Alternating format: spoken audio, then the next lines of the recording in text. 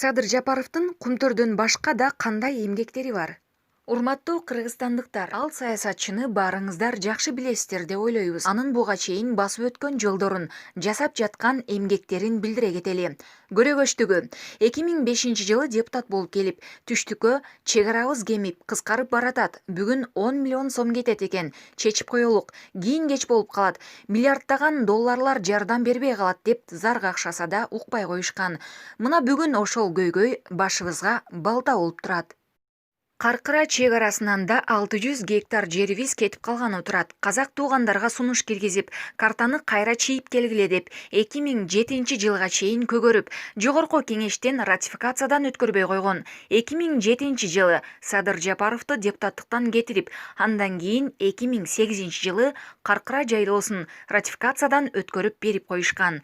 2005-жылы Кумтөрдү текшерүү боюнча комиссия түздүргөн, бирок курамына өзү кирбей калган. 2007-жылы кайрылмандар деген мыйзам жазган. Ошол мыйзам 2008-жылдан баштап күчүнө кирген. Бүгүнкү күнгө чейин ошол мыйзамдын күчү менен дүйнө жүзүнүн булуң бурчуңунда жашаган 300 миңден ашуун этникалык боордошторубуз Кыргызстанга келип, өз мекенинде жашап калышты. Бүгүн да келип жатышат. Бул деген сөз бир мыйзам менен дүйнөдөгү кыргыздардын баарын Кыргызстанга чогултуп койду деген сөз. Бүгүн ошол кыргыздар Садыр Нуркожоевичке эки дүйнөдө тең разыбыз деп айтып жүрүшөт.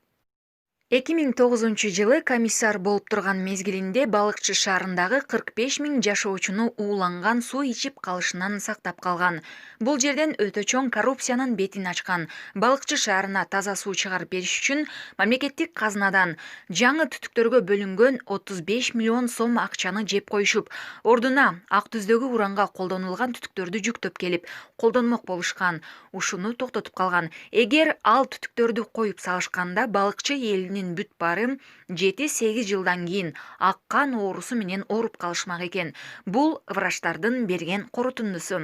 Жыйынтыгында 3 киши камалып, 17 чиновник жоопкерчиликке тартылышкан.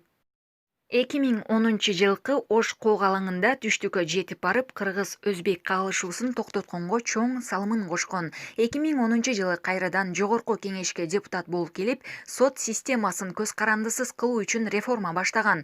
Бирок бийликке көз карандысыз соттун кереги жок болчу. Жыйынтыгында көпчүлүктөн колдоо таппай, жападан жалгыз калып, көз карандысыз сот системасы түзүлбөй, бийлик башындагылар бүгүнкү чөнтөк соттор системасын түзүп алышкан.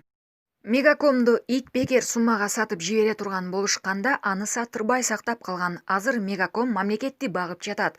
Кумтөрдөн кийинки эң көп киреше берип турган тармак. 2012-жылы кайрадан Кумтөрдү текшерүү боюнча комиссия түздүргөн. Өзү комиссиянын төрагасы болуп шайланып, ийне-жибине чейин текшерип келип, жогорку кеңештин кароосуна коюп, Кумтөрдү мамлекетке өткөрүп алалы дегенде колдоо таппай калган. Албетте, ар кандай коррупциялык агымдар күчтүүлүк кылып кеткен. Кумтөр аферасы жан согалап, 100 миллион доллар сунуш кылганда, элимдин кызыкчылыгы баарынан жогору турат деп, ал акчадан баш тарткан. 100 миллион долларды бияка коелу. Азыр 100 миң доллар алып кармалып жаткан министрлер чаштан көп болуп кетпедиби?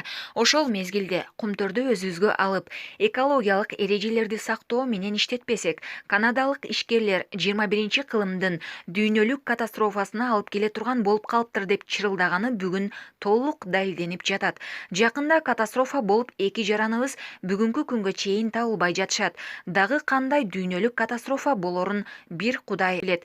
Мындан 10 жыл мурда айткан. Өз көзүм менен көрүп келдим.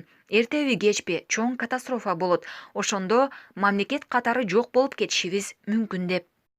Жалган жалаа менен 2012-жылы камалып чыккан. Камактан чыккандан кийин чет өлкөгө кетип, ал жактан Центера Голдтун Кыргызстанга келтирген 3,5 миллиард доллар өлчөмүндөгү зыянын ордуна койдурам деп эл аралык сотко берип коюп, кайрадан Кыргызстанга келе жаткан жеринен жалган жала жабуу менен камашты. Камакта жаткан учурда ата-энеси дүйнөдөн өттү. Жандай көргөн дастан баласынан ажырады.